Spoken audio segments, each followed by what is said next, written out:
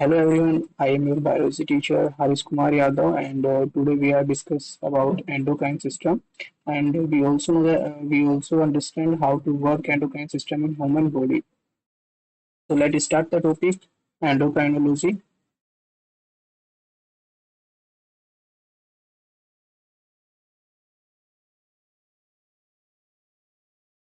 तो फर्स्ट हमें ये समझना होगा कि एंडोक्राइनोलॉजी बोलते किसको हैं।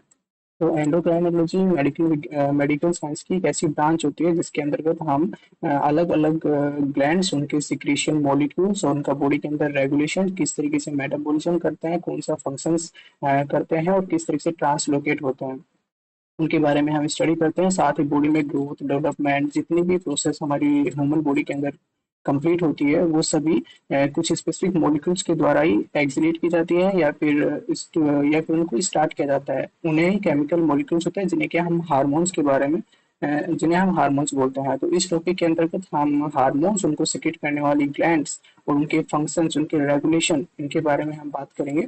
तो फर्स्ट हमें पहले एंडोक्राइनोलॉजी की डेफिनेशंस के बारे में देख लेते हैं। तो एंडोक्राइनोलॉजी क्या है? तो endocrinology is a branch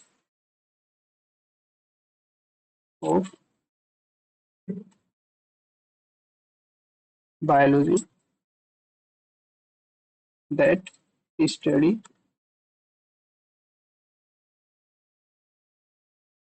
the endocrine system which include glands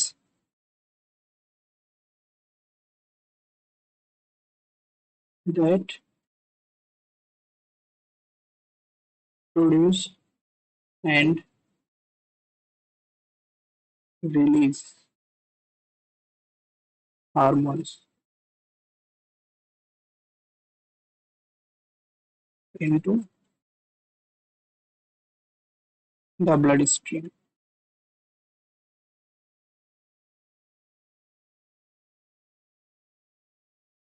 to regulate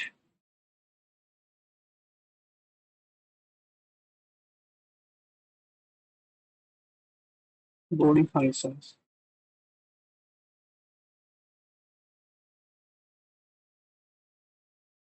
तो जो एंडोक्राइन जो ग्लैंड्स होती हैं उनसे कुछ केमिकल मॉलिक्यूल सिक्रीट होते हैं जिन्हें कि हम हार्मोन्स बोलते हैं, और वो जो हार्मोन्स होते हैं हमारी ब्लड स्ट्रीम की हेल्प से बॉडी के एक साइड से दूसरे साइड तक ट्रेवल करते हुए वहां पे जाके कुछ स्पेसिफिक फंक्शंस को रेगुलेट करते हैं। और इनका जिस ब्रांच के अंदर हम स्टडी करते हैं उसे हम एंडोक्राइनोलॉजी के नाम से जाना जाता है। तो एंडोक्राइनोलॉजी को स्टार्ट करने से पहले हमें इसका थोड़ा हिस्टोरिकल बैकग्राउंड भी पता होना चाहिए कि एंडोक्राइनोलॉजी को सबसे पहले किसने आइडेंटिफाई किया या फिर किसने इसके बारे में बताया। तो 1855 थॉमस एडिशन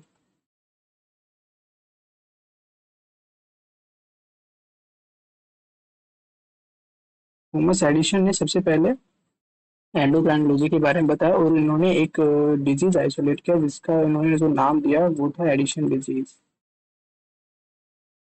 इस डिजीज के अंदर बेसिकली हमारी बॉडी के अंदर two main hormone, one is the aldosterone and another one cortisol, इन दोनों की बॉडी में डेफिशिएंसी हो जाती है। और डेफिशिएंसी होने से बॉडी के अंदर जो न्यूट्रिशन जो हमारा ब्लड रेगुलेशन है और बीपी कंट्रोल या अदर मेटाबॉलिक एक्टिविटी है वो इफेक्ट होती है। इस डिजीज के बारे में हम इस चैप्टर के एंड में अच्छे से रीड आउट करेंगे। तो अभी हम इस टॉपिक को स्टार्ट करते हैं।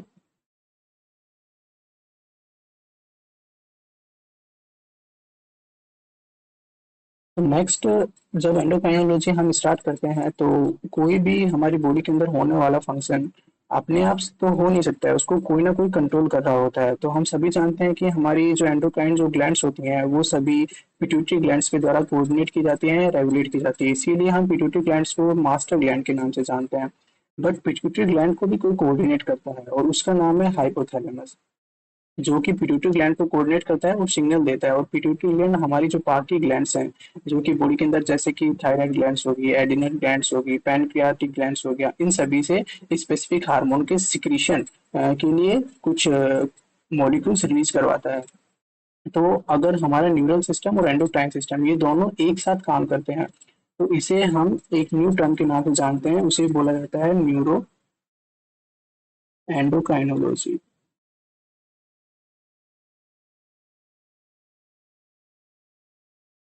इसका मतलब ये हुआ कि हमारा जो एंडोक्राइन सिस्टम है वो हमारे न्यूरल सिस्टम के साथ मिलके बॉडी को रेगुलेट कर रहा है।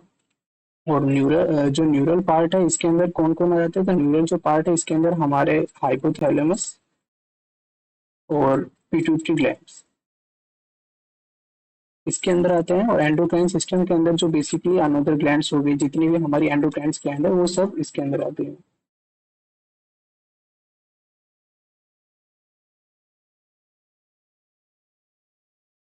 यानी कि ऑल एंडोक्राइन ग्लैंड जैसे कि थायराइड ग्लैंड हो गई और एड्रिनल ग्लैंड हो गई, पैनक्रियाटिक ग्लैंड्स हो गई। तो अब हम इसका थोड़ा न्यूरो एंडोक्राइनोलॉजी के बारे में देख लेते हैं कि किस प्रकार से रेगुलेशन होता है इसका।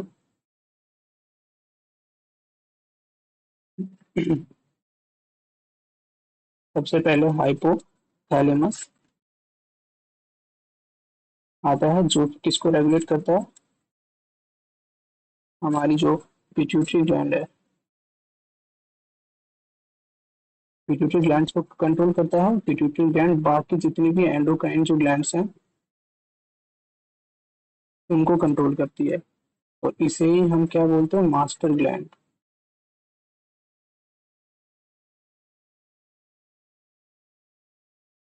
और यहाँ पे जो हाइपोथैलेमस है वो दोनों फंक्शंस करता है, न्यूरल कंट्रोल, जो न्यूरल सिस्टम होता है,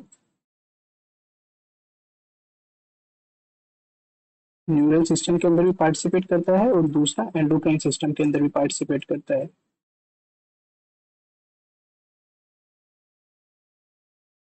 तो इससे हमारा एक क्वेश्चन जो बार बार पूछा जाता है कि हमारी बॉडी के अंदर ऐसा कौन सा पार्ट है या फिर कौन सा ऐसा एक ग्लैंड बोलो या फिर न्यूरल सिस्टम का पार्ट बोलो जो कि न्यूरल सिस्टम में भी पार्टिसिपेट करता है और एंडोक्राइन सिस्टम के अंदर भी पार्टिसिपेट करता है। तो एक ही पार्ट है ब्रेन का जो कि है हमारा हाइपोथैलेमस, जो कि न्यूरल सिस्टम भी और एंडोक्राइन सिस्टम दोनों को कंट्रोल और रेगुलेट करने का काम करता है। तो अभी हमने अभी देखा कि हाइपोथैलेमस कैसे एक एंडोक्राइन सिस्टम को कंट्रोल करवा रहा है थ्रू पिट्यूटरी ग्लैंड्स और एक न्यूरल सिस्टम में पार्टिसिपेट कर रहा है। तो पहले हमें एक बेसिक डिफरेंस ये पता होना चाहिए कि जो हमारा न्यूरल सिस्टम होता है उसके अंदर कौन कौन से मॉलिक्यूल निकलते हैं हाइपोथैलेमस से, और एंडोक्राइन सिस्टम के अंदर कौन कौन से मॉलिक्यूल पार्टिसिपेट करते हैं। तो हम न्यूरल सिस्टम और एंडोक्राइन सिस्टम इन दोनों के बारे में पढ़ेंगे और थोड़ा इनका डिफरेंस जानेंगे। तो सबसे पहले इधर एक तरफ हम डाल लेते हैं कि न्यूरल कोऑर्डिनेशन या फिर न्यूरल सिस्टम, और दूसरी तरफ एंडोक्राइन सिस्टम।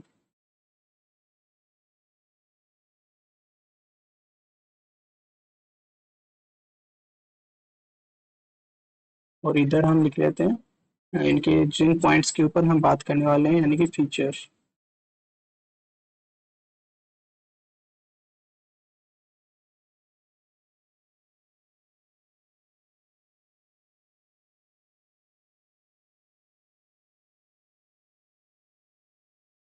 तो सबसे पहले तो इसके अंदर हम कौन कौन पार्टिसिपेट करता है यानी कि सिस्टम कौन कौन सा इसके अंदर इन्वॉल्व होता है।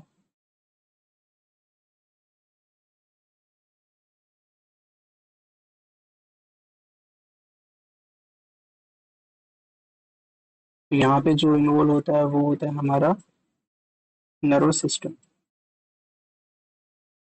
या हम बोल सकते हैं नर्व सिस्टम।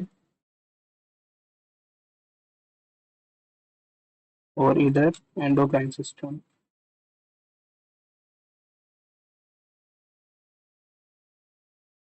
दूसरा यहाँ पे हमारा जो सिग्नल टाइप होता है, जो सिग्नल रिलीज होते हैं, तो यहाँ पे हमारे इलेक्ट्रिक सिग्नल्स होते हैं।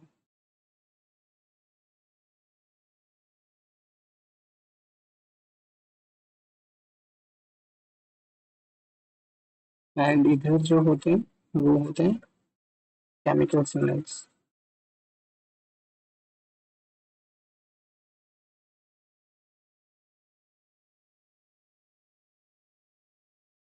अब इलेक्ट्रिक सिग्नल हमने ज़्यादातर, और स्पीड, पहले स्पीड की अगर बात करें कि कौन ज़्यादा फास्ट काम करता है बॉडी के अंदर, तो ऑफ कोर्स न्यूरल सिस्टम ज़्यादा अच्छे से काम करता है और बहुत फास्ट काम करता है। तो ये क्या होता है, वेरी फास्ट होता है, ये न्यूरो जो नर्व फाइबर्स होते हैं उनके थ्रू होता है, और ये ब्लड स्ट्रीम के थ्रू हो रहा है, तो इसको थोड़ा, इसका जो मोड ऑफ एक्शन होता है थोड़ा स्लो होता है, क्योंकि वो पहले एक एक टारगेट साइट से दूसरे टारगेट साइट तक जाएगा, फिर वहां पे जाके कोई स्पेसिफिक फंक्शंस को कंप्लीट करेगा। तो इसमें जो सिग्नल रिलीज हो रहे हैं, उस सिग्नल का जो नाम होता है, उन्हें हम किस नाम से जानते हैं, तो वो होते हैं जैसे कि सिंपैथेटिक और पैरासिम्पैथेटिक, दो प्रकार के न्यूरल सिस्टम होते हैं, इनके अंदर डिफरेंट डिफरेंट मॉलिक्यूल्स काम करता है, जो कि जैसे कि एसिटाइल कोएंजाइम हो गया, एसिटाइल कोएंजाइम इसमें बोल सकते हैं, या फिर अपन वो भी डोपामिन हो गया, एपिनेफ्रिन, नोर एपिनेफ्रिन हो गए,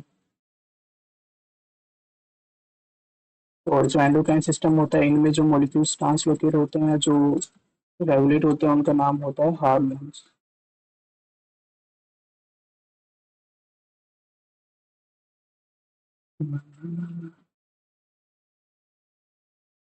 ये एक बेसिक डिफरेंट हो गया, जो कि इसमें ज़्यादा डिटेल में पढ़ने की जरूरत नहीं है, बस हमें थोड़ा सा ही पता होना चाहिए कि एंडोक्राइन सिस्टम के अंदर कौन कौन पार्टिसिपेट करता है और न्यूरल सिस्टम के अंदर कौन कौन पार्टिसिपेट करता है।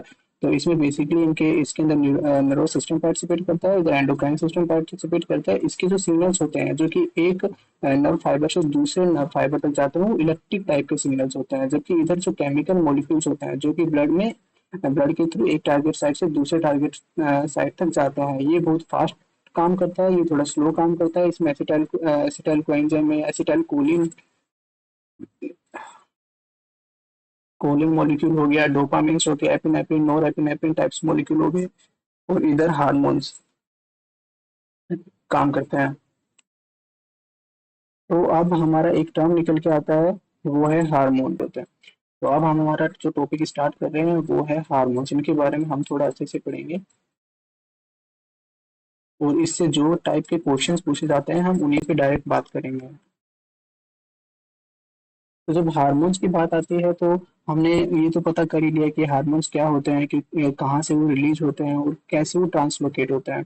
बट अब हार्मोन का जो नेचर होता है वो कैसे होता है और वो किस तरीके से ट्रांसलोकेट होते हैं। तो हार्मोन को जो बोला जाता है वो होते हैं नॉन न्यूट्रिएंट्स कंपाउंड। तो first point that is the non nutrients,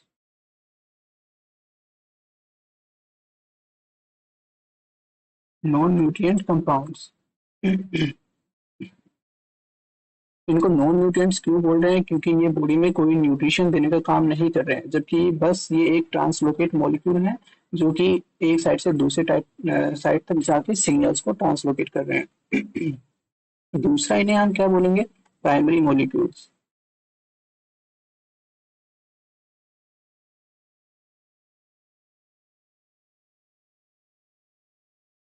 primary molecules हमारी बॉडी में बेसिकली टू टाइप्स के मॉलिक्यूल्स बॉडी को रेगुलेट करते हैं, एक होता है प्राइमरी मॉलिक्यूल्स और एक होता है सेकेंडरी मॉलिक्यूल्स। हार्मोन्स को हम प्राइमरी मॉलिक्यूल्स बोलते हैं, क्यों, क्योंकि ये केवल और केवल जो हमारी सेल होती है उसके इंटर और इंट्रा रिसेप्टर पे जाके बाइंड करते हैं, और फिर उससे बाइंड होने के बाद आगे जो सिग्नल बनते हैं उन्हें हम सेकेंडरी मॉलिक्यूल्स बोलते हैं। तो हार्मोन हमारी एक एंडोक्राइन ग्लैंड से निकलते हैं, उसके बाद ब्लड के थ्रू हमारी किसी सेल जहाँ पे किसी फंक्शंस को डन करना है उसके ऊपर मौजूद रिसेप्टर से बाइंड करता है, और रिसेप्टर से बाइंड करने के बाद सेल के अंदर कुछ चेंजेस करता है, जिससे कि वो सेकेंडरी मॉलिक्यूल सिक्रीट करती है, और सेकेंडरी मॉलिक्यूल फिर आगे सेल के फंक्शंस को कंट्रोल करने का काम करते हैं। तो ये क्या हुआ, एक प्राइमरी मॉलिक्यूल है जो कि सेल के इंटर और इंट्रा टाइप्स के रिसेप्टर से बाइंड करता है।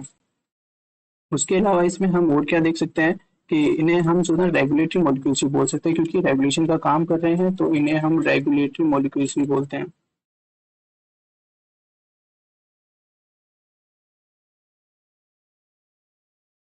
तो जो एग्जाम में पूछा जाता है वो डायरेक्ट हार्मोन के ऊपर क्वेश्चंस दे दिया जाता है कि हार्मोन किस प्रकार के मॉलिक्यूल्स होते हैं, तो हमें तीन चीजों मॉलिक्यूल्स होते हैं, रेगुलेटरी मॉलिक्यूल्स होते हैं, और इसके साथ ही कई बार एक और पॉइंट बोला जाता है कि ये कैसे मॉलिक्यूल्स होते हैं, तो ये होते हैं इंटर इंटर टाइप्स मॉलिक्यूल्स। क्यों? क्योंकि या फिर इन्हें बोलते हैं इंटरसेल्युलर कंपाउंड्स।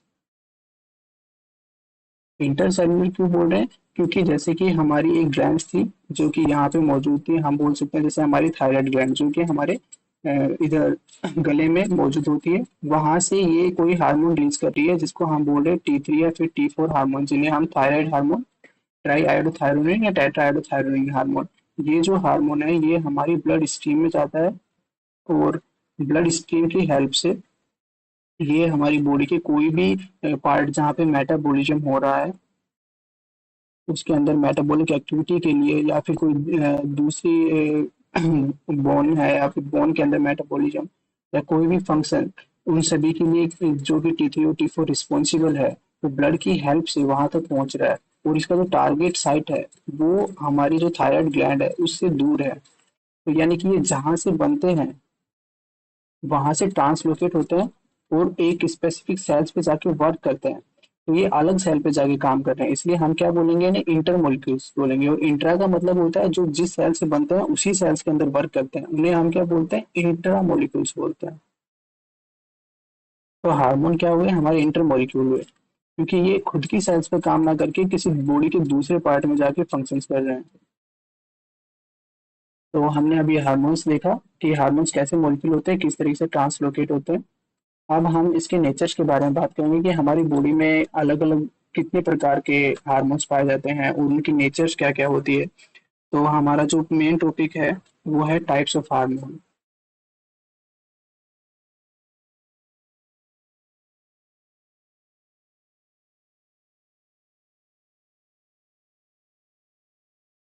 तो टाइप ऑफ हार्मोन्स, तो हमारी बॉडी में जो मेन थ्री टाइप्स हार्मोन मौजूद होते हैं, एक होते हैं प्रोटीन डेरिवेटिव्स,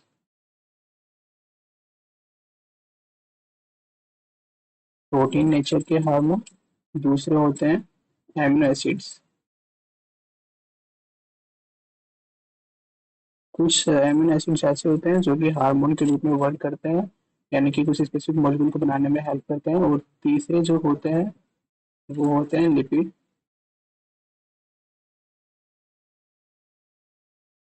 डेरिवेटिव हार्मोन्स। ठीक है।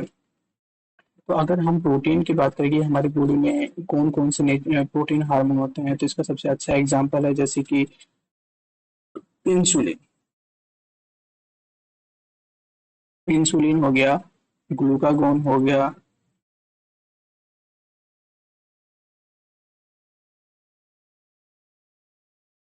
इंसुलिन, ग्लूकागोन और सोमेटोस्टेटिन टाइप्स के जो हार्मोन होते हैं।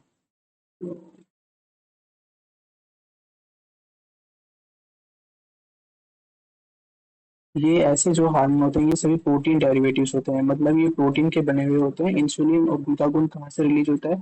तो ये बेसिकली तीनों ही हमारी पैनक्रियाटिक ग्लैंड से रिलीज होते हैं। ये तुम्हारा जो रिलीज होता है वो होता है बीटा सेल से, ये हमारी अल्फा सेल से रिलीज होता है, और ये हमारी गामा सेल से रिलीज होता है।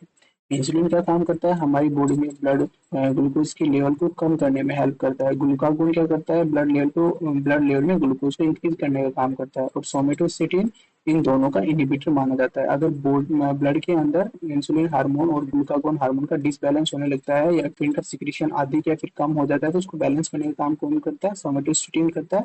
इसलिए इन्हें इन दोनों का हम इनहिबिटर भी बोलते हैं, इंसुलिन हार्मोन का और ग्लूकागोन हार्मोन का। अगर एमिनो एसिड डेरिवेटिव की बात करें तो हमारी बॉडी में to amino acid derivative hormones होते हैं। एक होता है हमारा जिसको हम बोलते हैं tyrosine derivative,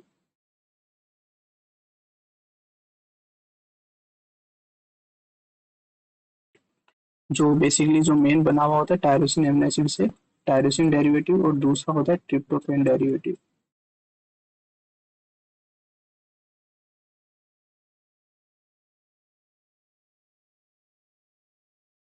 tryptophan derivative. Tyrosine derivative के अंदर जो हार्मोन आते हैं, जैसे हमारा फर्स्ट हार्मोन हो गया एपिनेफ्रिन, सेकंड नोर एपिनेफ्रिन, थर्ड टी और टी फोर से टेट्राएरो आयोडोथायरोनिन के नाम से भी जाना जाता है। ये दोनों थायराइड हार्मोन्स होते हैं। और ट्रिप्टोफैन डेरिवेटिव्स की अगर मैं बात करूँ तो ट्रिप्टोफैन डेरिवेटिव में टू मेन हार्मोन आते हैं। एक का नाम होता है मेलेटोनिन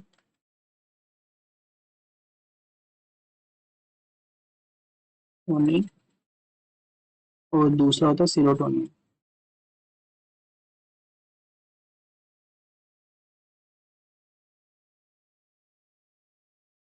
ये दोनों हार्मोन ट्रिप्टोफैन डेरिवेटिव होते हैं। और लिपिड डेरिवेटिव्स के अंदर सबसे जो हार्मोन आते हैं वो होते हैं स्टीरोइडल हार्मोन।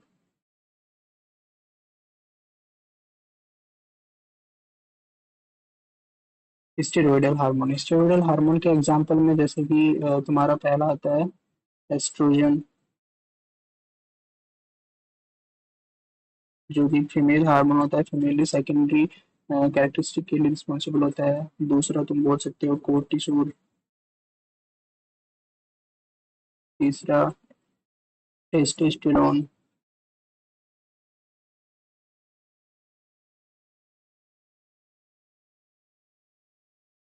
इसके अलावा एल्डोस्टेरोन भी आता है और प्रोजेस्टेरोन भी इसी का पार्ट होता है। तो ये सब जो स्टेरॉयडल हार्मोन होते हैं वो सभी लिपिड डेरिवेटिव होते हैं। इसके अंदर एक और पूछ लिया जाता है जिसका नाम है फैटी एसिड डेरिवेटिव्स। अगर फैटी एसिड डेरिवेटिव की बात करें तो इसमें केवल जैसे प्रोस्टाग्लैंडिस, जिसको हम बोल देते हैं प्रोस्टा प्रोस्टाग्लैंडिस। इन यहाँ पे हार्मोन्स के हमने टाइप देखे, कौन से प्रोटीन डेरिवेटिव होते हैं, कौन से अमीनो एसिड डेरिवेटिव होते हैं, कौन से लिपिड डेरिवेटिव होते हैं। तो अभी हम इनके बारे में एक एक करके डिटेल से पढ़ेंगे। बट हम अब स्टार्ट करते हैं सबसे पहले हाइपोथैलेमस से, जहाँ से पूरा का पूरा हार्मोन रेगुलेशन कंट्रोल होता है और वही हमारा न्यूरल सिस्टम का मेन पार्ट होता है यहाँ पे। तो सबसे पहले हम जो टॉपिक डालेंगे वो है हाइपोथैलेमस।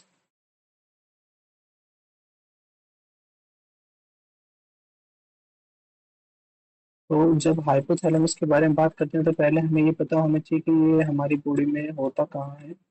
तो हमारा जो ब्रेन होता है, हमारे ब्रेन के मेन तीन पार्ट होते हैं। पहला होता है प्रो सेंसर, दूसरा होता है मी सेंसर और तीसरा होता है रो सेंसर, यानी कि फोर ब्रेन, मिड ब्रेन और हिंड ब्रेन के नाम से।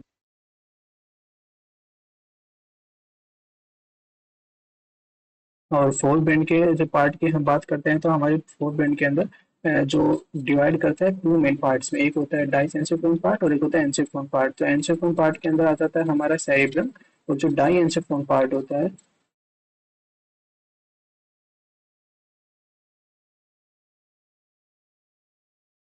डाई एंसिफिलॉन जो पार्ट होता है उसके अंदर हाइपोथैलेमस होता है। इस डाई एंसिफिलॉन पार्ट के अंदर दो मेन पार्ट होते हैं, एक होता है थैलेमस और जो दूसरा होता है वो होता है हाइपोथैलेमस।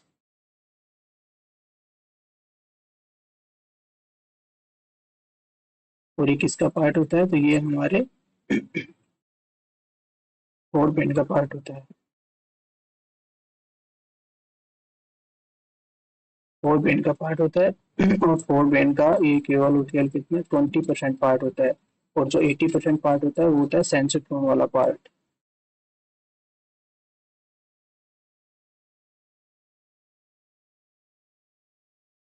सेंसोट्रोन वाला पार्ट जिसके अंदर हमारा मेन सेरिब्रम आ जाता है, जो कि 80% पार्ट होता है हमारे फोर ब्रेन का। और ये 20% होता है। इस डाइंसोफ्रॉन पार्ट के अंदर 80% हमारा थैलेमस पार्ट होता है और 20% जो पार्ट होता है वो होता है हाइपोथैलेमस। अब यहाँ पे जो हाइपोथैलेमस होता है, अगर न्यूरल सिस्टम में इसको देखा जाए तो ये हमारे न्यूरल सिस्टम में जो मेन रोल इसका होता है वो होता है हमारे जैसे कि जैसे कि हमारी भूख और प्यास को कंट्रोल करना। इसके अलावा ओशन रेगुलेशन,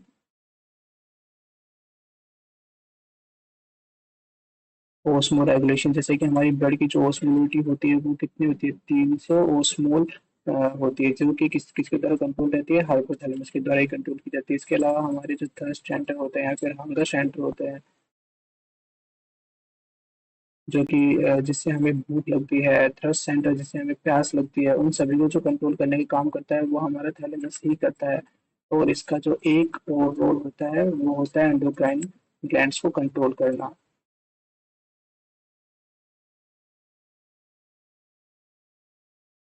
यानी एंडोक्राइन ग्लैंड कोऑर्डिनेशन, वो भी हाइपोथैलेमस के द्वारा ही कंप्लीट किया जाता है। अब अगर हम हाइपोथैलेमस, ये तो हमें पता चल गया कि हाइपोथैलेमस हमारे ब्रेन के डाइंसोफ्रॉन पार्ट के अंदर होता है, और वो हमारे न्यूरल सिस्टम और एंडोक्राइन सिस्टम दोनों के अंदर पार्टिसिपेट करता है। न्यूरल सिस्टम में वो हमारे osmoregulation, hunger centre, thirst centre, इसके अलावा कुछ इम्यूनोलॉजी के अंदर भी पार्टिसिपेट करता है, और एंडोक्राइन ग्लैंड्स को भी वो कंट्रोल और कोऑर्डिनेट करने का काम करता है। तो अब हम देखेंगे कि हाइपोथैलेमस के अंदर ऐसा कौन सा पार्ट होता है जो कि हमारी एंडोक्राइन ग्लैंड्स को कंट्रोल और कोऑर्डिनेट कराने में हेल्प करते हैं। तो अब हम हाइपोथैलेमस की स्ट्रक्चर देखते हैं अंदर जाके। तो जब हाइपोथैलेमस की हम बात करते हैं तो हमारे हाइपोथैलेमस के अंदर मेनली दो सेल्स होती हैं। दैट इज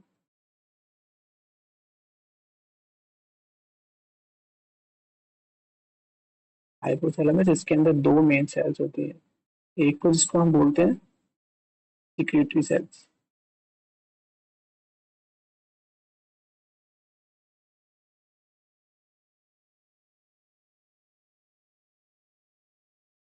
और जो दूसरी सेल्स होती हैं उन्हें हम बोलते हैं न्यूरो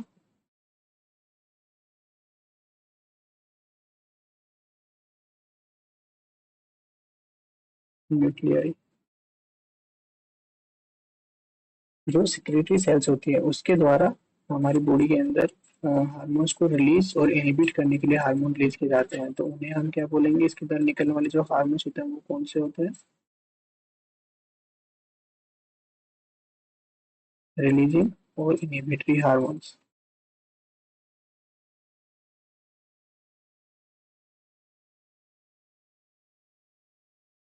इनहिबिटरी हार्मोन्स।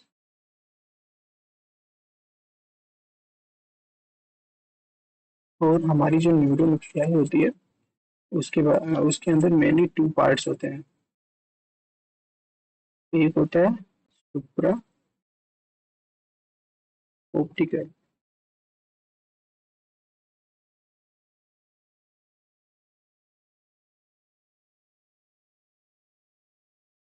और वाला होता है, वो होता है पैरा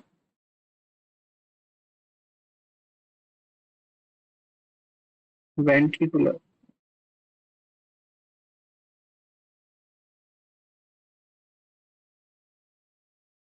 पार्ट, या फिर सुप्रा वेंट्रिकुलर पार्ट, पैरा सुप्रा ऑप्टिकल पार्ट और पैरा वेंट्रिकुलर पार्ट। सुप्रा ऑप्टिकल जो पार्ट होता है उससे जो हार्मोन रिलीज होते हैं उनका नाम है एडीएच। एक ही हार्मोन से निकलता है एडीएच, जिसे कि एंटी डाययूरेटिक हार्मोन के नाम से भी जाना जाता है, जो कि हमारे कलेक्टिंग डक्ट से या फिर नेफ्रॉन्स के अंदर से वाटर को रीअब्जॉर्ब करने में हेल्प करता है, जिससे कि हमारे यूरिन की कंसंट्रेशन, उसकी डाइल्यूटिंग नेचर डिपेंड करती है इसी हार्मोन से। अगर इस हार्मोन की डेफिशिएंसी हो जाती है तो हमारे जो यूरिन होता है उसमें वाटर बहुत अधिक मात्रा में निकलने लगता है, जिसे कि डाईयूरेसिस कंडीशन बोलते हैं। और ये जो हार्मोन होता है उसको कंट्रोल कोऑर्डिनेट करने का काम करता है। और जो पैरावेंट्रिकल जो पार्ट होता है इससे एक मेन हार्मोन निकलता है, इसका नाम ज्यादातर सभी ने सुना होगा, ऑक्सीटोसिन। एक बहुत कॉमन हार्मोन है ये। और ये जो हार्मोन होता है ये मेनली हमारी जो फीमेल बॉडी होती है, फीमेल बॉडी के अंदर जो यूट्रस होता है, तो यूट्रस में बच्चे के जन्म के दौरान जो मायोमीट्रियम लेयर होती है उसके अंदर वो कॉन्स्ट्रक्शन कराता है, ताकि चाइल्ड जो बर्थ है वो सही तरीके से हो सके। इसके अलावा जो फीमेल के अंदर जो मेमोरियल ग्लैंड्स होती है उनसे मिल के इजैकुलेशन के लिए भी ये हार्मोन रिस्पॉन्सिबल होता है। तो ये तो बेसिकली न्यूरल न्यूक्लियाई के अंदर दो ही पार्ट होते हैं, सुप्रा ऑप्टिकल पार्ट और पैरावेंट्रिकल पार्ट। इसके अंदर जो सुप्रा ऑप्टिकल पार्ट है जो हार्मोन रिलीज होता है उसको एडीएस बोलते हैं, और पैरावेंट्रिकल वेंट्रिकुलर है जो हार्मोन रिलीज होता है उसको ऑक्सीटोसिन बोलते हैं। और जो सिक्रेटरी सेल्स होती है उससे दो मेन हार्मोन निकलते हैं, हार्मोन और इनहिबिटरी हार्मोन। तो हमने न्यूरल न्यूक्लियाई वाला पार्ट कंप्लीट कर लिया है। इसमें बस इतना ही है, सुप्रा ऑप्टिकल पार्ट और पैरावेंट्रिकल पार्ट। अब हम सिक्रेटरी सेल्स के हार्मोन्स के बारे में देखते हैं, जिसमें रिलीजिंग हार्मोन हम सबसे पहले लेते हैं। तो फर्स्ट टाइप्स के जो हार्मोन हम देख रहे हैं that is the releasing hormone, जो कि हाइपोथैलेमस से रिलीज हो रहे हैं।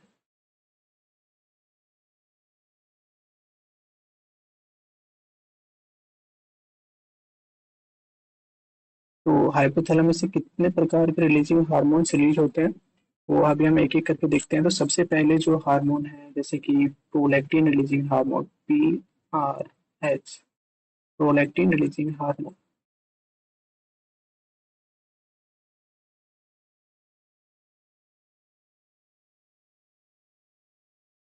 Prolactin releasing hormone. दूसरा जो हार्मोन यहाँ से रिलीज होता है वो है GnRH, that is the known as गोनेडोट्रोपिन्स।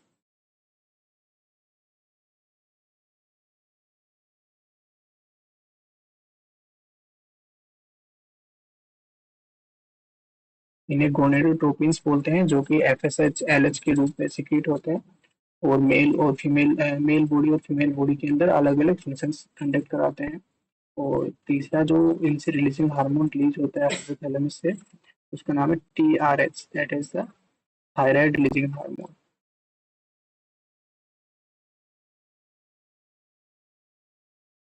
इसको थायरोट्रोपिन,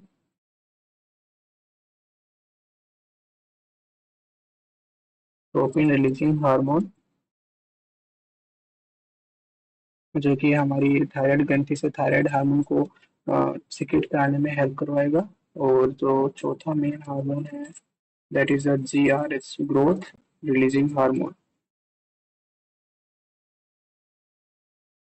इसको बोलते हैं growth releasing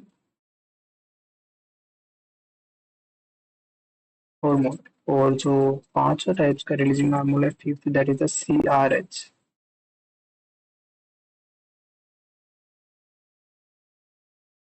cortisol, cortisol releasing hormone.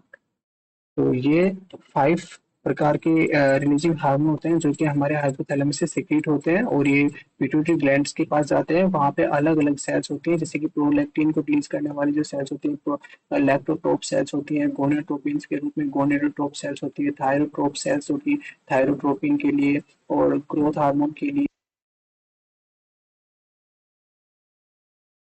कोर्टिकोट्रोप sales होती हैं। तो ये सेल्स अलग अलग मॉलिक्यूल सिक्रीट करेंगी जो कि अलग अलग ग्लैंड्स के ऊपर जाएंगे और वहां से इनके जो मेन हार्मोन है, जैसे कि TRH हार्मोन जब पिट्यूटरी ग्लैंड पे जाएगा तो वहां पे थायरोट्रोप सेल्स काम करेंगे। थायरोट्रोप सेल से निकलेगा TSH हार्मोन, यानी कि थायरोट्रोपिन स्टिमुलेटिंग हार्मोन। और थायरोट्रोपिन स्टिमुलेटिंग हार्मोन हमारे थायराइड ग्लैंड पे जाएगा और वो वहां से जाके थायराइड हार्मोन को रिलीज कराएगा। तो अभी हम वो आगे पढ़ेंगे, बट अभी फिलहाल हम देख लेते हैं कि हमारे हाइपोथैलेमस से कौन कौन से रिलीजिंग हार्मोन रिलीज होते हैं। और इसके बाद सेकंड हम देखेंगे जिनको हम बोलते हैं इनिबिटरी हार्मोन्स, जो कि हमारी सिगरेट सेल से ही निकलते हैं।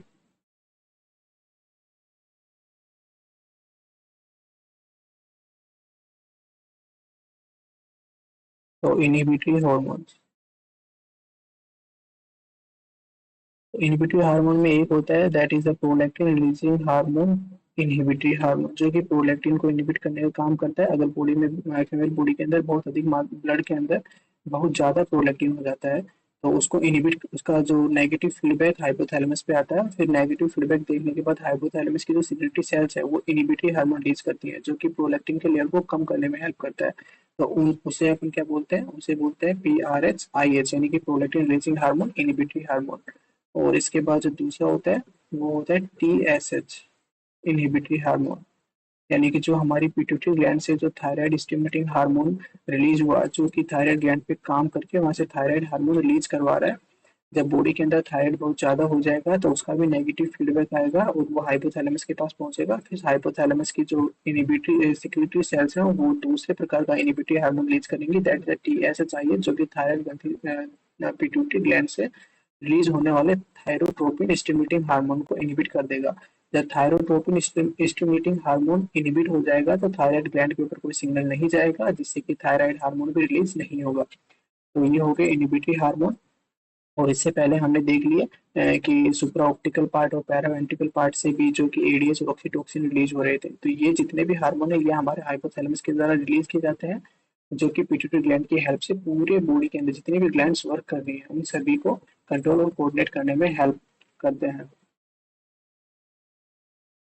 तो अब अपन जो नेक्स्ट इनके फंक्शंस और एक एक हार्मोन को पढ़ेंगे। तो हमारा जो अगला टॉपिक होगा वो होगा पिट्यूटरी ग्लैंड। तो अभी हमने हाइपोथैलेमस जो कि कंप्लीट हुआ है, और उसके बाद हम जो सेकंड टॉपिक स्टार्ट कर रहे हैं उसका नाम है पिट्यूटरी ग्लैंड।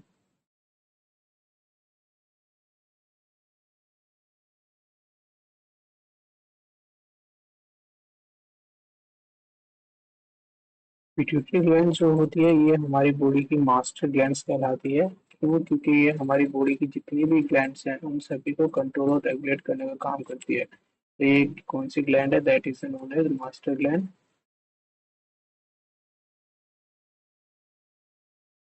दूसरा इसको हम क्या बोल सकते हैं, ये हमारा एक्टोडर्मल ओरिजिन होता है।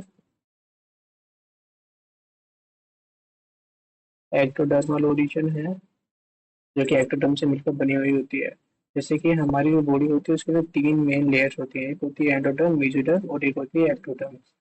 तो जो हमारा जितना भी ब्रेन पार्ट है, स्पाइनल कोड और हमारा कंप्लीट ब्रेन, वो एक्टोडर्मल ओरिजिन होता है। बाकी हमारे जो ऑर्गन्स वगैरह हैं वो ज़्यादातर मेसोडर्मल ओरिजिन होते हैं, और जो स्किन वाला पार्ट होता है वो एंडोडर्म से मिलकर बना हुआ होता है। तो अभी ये तो पिट्यूटरी ग्लैंड की बात है, और पिट्यूटरी ग्लैंड कहाँ पे मौजूद होती है? तो ये हमारी जो बॉडी होती है उसमें जो फोर ब्रेन के अंदर डाई एंसेफोन वाला पार्ट जहाँ पे हाइपोथैलेमस मौजूद था उसी के जस्ट नीचे की तरफ मौजूद होती है। तो ये जस्ट हाइपोथैलेमस के नीचे होती है। और ये जो हमारी एक ब्रेन बोन होती है जिसका नाम होता है स्पिनोइड बोन। तो हमारी जो स्पिनोइड बोन होती है उसके अंदर कैविटी के अंदर मौजूद होती है। तो उस बोन का नाम है that is sphenoid bone. Sphenoid bone. ये एक क्रेनियल बोन होती है, और इसके अंदर एक कैविटी होती है, और उस कैविटी का नाम होता है सैला यूरिका के नाम से इसको जानता है। और इसी कैविटी के अंदर पिट्यूटरी ग्लैंड्स मौजूद होती है एक छोटे से पाउच के अंदर, जिसे कि हम रेथेक्स पाउच भी बोल सकते हैं। बट उससे इतना वो क्वेश्चन नहीं पूछा जाएगा। जो क्वेश्चन बनता है वो ये बनता है कि जो पिट्यूटरी ग्लैंड होती है वो हमारी कौन सी क्रेनियल बोन के साथ अटैच होती है? तो क्रेनियल वो क्रेनियल बोन होती है स्पिनोइड बोन, और उसके अंदर जो कैविटी होती है उस कैविटी का जो नाम होता है वो होता है सैला टर्शिका के अंदर वो मौजूद होती है। अगर अब हम पिट्यूटरी ग्लैंड्स के टाइप्स के बारे में बात करें कि पिट्यूटरी ग्लैंड जो होती है वो बेसिकली कितने पार्ट के अंदर डिवाइड होती है, तो हमारी जो पिट्यूटरी ग्लैंड है वो बेसिकली तीन पार्ट से मिलकर बनी हुई होती है। जिसमें तीन पार्ट है, यानी कि first that is anterior pituitary gland, second middle part और तीसरा पोस्टीरियर पिट्यूटरी ग्लैंड। तो इनको थोड़ा डायग्राम से देखते हैं फ्लो चार्ट की हेल्प से। तो फर्स्ट पार्ट जिसे हम एंटीरियर पिट्यूटरी ग्लैंड बोलते हैं, यानी anterior part. Second is middle part,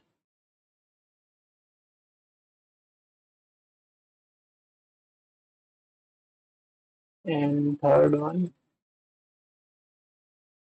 posterior part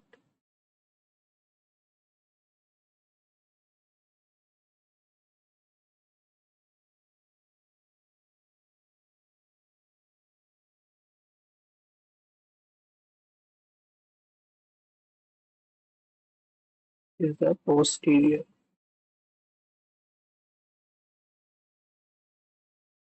इन तीनों पार्ट्स का कुछ स्पेसिफिक नेम भी होता है जो कि बार बार क्वेश्चन में पूछा जाता है, कि जैसे कि हमारी जो एंटीरियर जो पार्ट है इसको हम जो दूसरे नाम से जानते हैं उसका मेन है जैसे adeno hypophysis gland.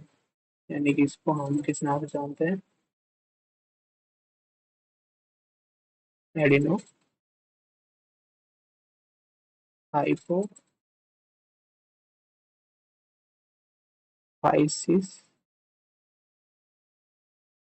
Adeno hypophysis gland.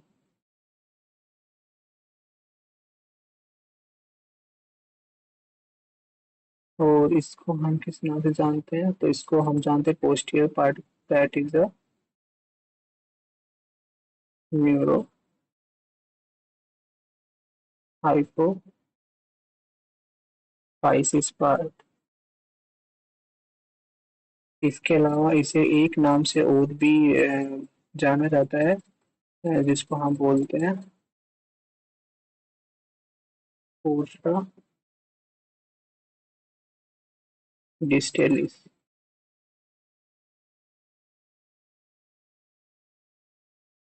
और इसको जो सेकंड नाम है, ये- उसको बोलते हैं पोसा और न्यूरोसा। ये इसके अलग अलग पार्ट है।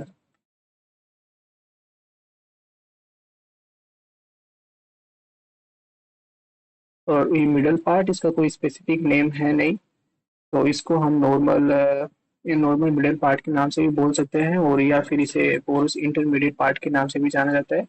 जो ह्यूमन होता है उसके अंदर जो मिडिल पार्ट होता है वो इतना ज़्यादा एक्टिव भी नहीं होता है, और वो डायरेक्ट हमारे जो एंटीरियर पार्ट होता है उसी के साथ अटैच होता है, और एक छोटा सा रीजन के रूप में होता है। तो और इससे बस केवल एक इम्पोर्टेंट हार्मोन रिलीज होता है जो कि हमारी बॉडी के अंदर वर्क करता है, उसे हम बोलते हैं मेलानोसाइट सेल्स होती हैं, जो कि मेलेनिन वर्ण को जनरेट करने के लिए रिस्पॉन्सिबल होती है, और उस हार्मोन का नाम है MS सेल्स।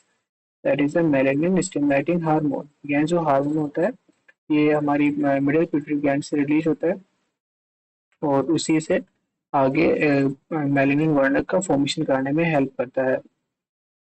जबकि एंटीरियर पार्ट और पोस्टीरियर पार्ट के बारे में हम वन बाय वन पढ़ेंगे। तो पोस्टीरियर पार्ट में सबसे पहले तो हमें ज़्यादा डिटेल में पढ़ने की जरूरत नहीं, इससे जो मेन चीज़ है वो है इसके अंदर एक स्पेसिफिक स्ट्रक्चर होती है, और उस स्पेसिफिक स्ट्रक्चर का जो नाम होता है उसे हम बोलते हैं हेरिस हेनरीज बॉडीज।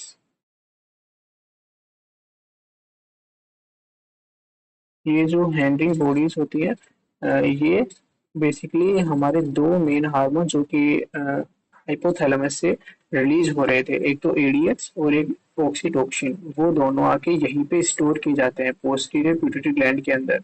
और वो जो पार्ट उसको स्टोर करने का काम करता है उन्हें हैरिंग बॉडीज के नाम से जाना जाता है। और यहीं से फिर बॉडी के अंदर ब्लड स्ट्रीम यहीं से ब्लड स्ट्रीम के अंदर रिलीज किए जाते हैं, बॉडी के फंक्शंस को रेगुलेट करने का काम करता है। बस तो हमें पोस्टीरियर पिट्यूटरी ग्लैंड के अंदर केवल इतना ही याद रखना है कि जो पोस्टीरियर जो पिट्यूटरी ग्लैंड होती है उसे न्यूरा हाइपोफाइसिस के नाम से भी जानते हैं, या फिर इसे पोरस न्यूरोसा के नाम से भी जाना जाता है। और इसका एक स्पेसिफिक स्ट्रक्चर यहाँ पे मिलती है जिसे कि हैंडलिंग बॉडीज बोलते हैं। और ये किसका काम करती है पोस्टीरियर पिट्यूटरी ग्लैंड, तो ये हमारे हाइपोथैलेमस से आने वाले दो मेन हार्मोन, एक तो एडीएच और एक ऑक्सीटोसिन, उन दोनों को स्टोर करने का काम करती है, और जरूरत पड़ने पर बॉडी के अंदर रिलीज भी करती है। अब हम जो मेन पार्ट है पिट्यूटरी ग्लैंड का, एंटीरियर पार्ट के अंदर बहुत सारी सेल्स होती हैं जो कि हाइपोथैलेमस से आने वाले रिलीजिंग हार्मोन्स को पहले एक्सेप्ट करती हैं, और उसके बाद उन सिग्नल को एनालाइज करके अलग प्रकार के मॉलिक्यूल जनरेट करती हैं जो कि बॉडी की एंडोक्राइन ग्लैंड्स पे जाते हैं और उनसे हार्मोन को प्रोड्यूस कराते हैं। तो हम अब यहाँ पे जिस पार्ट के बारे में बात कर रहे हैं तो वो है पिट्यूटरी ग्लैंड का एंटीरियर पार्ट। तो एंटीरियर पार्ट के अंदर जो स्पेसिफिक सेल्स होती हैं, तो सबसे पहली जो मेन, जैसे कि गोनेडोट्रोपिन सेल्स, ट्रोप्स, गोनेडोट्रोपिन, जो गोनेडोट्रोपिन जो सेल्स होती है, या इन्हें गोनेडोट्रोप्स भी बोल सकते हो। गोनेडोट्रोप सेल्स, ये जो सेल्स होती है, ये जब हाइपोथैलेमस से आने वाले GnRH हार्मोन जो कि हाइपोथैलेमस से गोनेडोट्रोपिन रिलीजिंग हार्मोन आता है, तो वो हमारी एंटीरियर पिट्यूटरी ग्लैंड की गोनेडोट्रोप सेल्स पे काम करता है, और यहाँ से गोनेडोट्रोपिन हार्मोन रिलीज कराता है। गोनेडोट्रोपिन हार्मोन लाइक FSH और LH हार्मोन, जो कि अलग अलग मेल और फीमेल बॉडी के अंदर इनका अलग अलग फंक्शन होता है। किससे रिलीज होते हैं? गोनेडोट्रोप सेल से रिलीज किए जाते हैं, ये एंटीरियर पिट्यूटरी ग्लैंड के अंदर पाई जाती है। दूसरी जो सेल्स है उनका नाम है लैक्टोट्रोप सेल्स।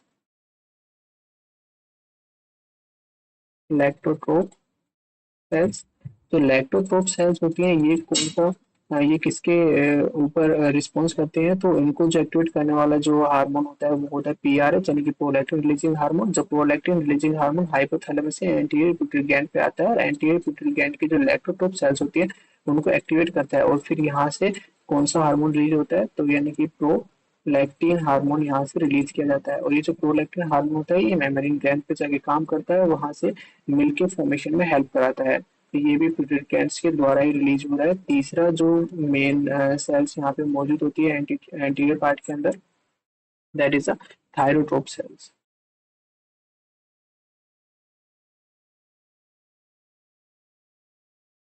थायरोट्रोप सेल्स, तो जो थायरोट्रोप सेल्स होती है इससे जो मेन हार्मोन रिलीज होता है उसका नाम है TSH यानी थायराइड स्टिमुलेटिंग हार्मोन। और ये किससे एक्टिवेट होती है, तो इनका जो एक्टिवेटिंग फैक्टर होता है वो होता है TRH यानी कि थायराइड रिलीजिंग हार्मोन, जो कि हाइपोथैलेमस से आया है। और ये वाली किससे एक्टिवेट हो रही थी, तो ये हो रही थी PRH यानी प्रोलैक्टिन रिलीजिंग हार्मोन। ये थायराइड रिलीजिंग हार्मोन जो कि एंटीरियर पिट्यूटरी ग्लैंड की थायरोट्रोप सेल्स पे काम करता है, और थायरोट्रोप सेल्स से किसका रिलीज कराता है, तो TSH का सिक्रेशन कराता है। और TSH कहाँ पे जाके काम करेगा, थायराइड ग्लैंड पे काम करेगा, वहां से थायराइड हार्मोन को रिलीज कराएगा। और इसके अंदर तीसरी जो सेल्स आ रही है, तो चौथे नंबर की, उन्हें बोलते हैं सोमेटोट्रोप सेल्स। जो सोमेटोट्रोप सेल्स होती है वो कौन सा हार्मोन रिलीज कराएंगे, that is the growth hormone. और ग्रोथ हार्मोन बॉडी के अंदर हम सभी जानते हैं सेल डिवीजन, सेल डिफरेंशिएशन, हमारी बॉडी की ग्रोथ, इन सभी के लिए रिस्पॉन्सिबल होता है। तो इसको एक्टिवेट कौन कर रहा है, हाइपोथैलेमस से आने वाला GRH यानी कि ग्रोथ रिलीजिंग हार्मोन कहाँ पे आता है, हमारी एंटीरियर पिट्यूटरी ग्लैंड पे आता है। एंटीरियर पिट्यूटरी ग्लैंड की सेल्स होती है जिनका नाम होता है सोमेटोट्रोप सेल। सोमेटोट्रोप सेल से एक हार्मोन रिलीज होता है जिसका नाम होता है ग्रोथ हार्मोन, या फिर ग्रोथ हार्मोन इसको बोलते हैं। इसी की अधिकतर कमी से जो डिजीज बॉडी के अंदर जनरेट होते हैं, जैसे ड्वार्फिज्म जो कि हमारा बेसिकली हाइट का कम रह जाना, गैगल्टिज्म हाइट का बहुत ज्यादा हो जाना, उस सभी के लिए जो रिस्पॉन्सिबल हार्मोन होता है वो ग्रोथ हार्मोन ही होता है, जो कि हमारी पिट्यूटरी ग्लैंड के सोमेटोट्रोप सेल से रिलीज होता है। और जो लास्ट जो हार्मोन बच गया, लास्ट पार्ट, फिफ्थ, इसकी जो फिफ्थ सेल्स होती है वो होती है कोर्टिकोट्रोप सेल्स।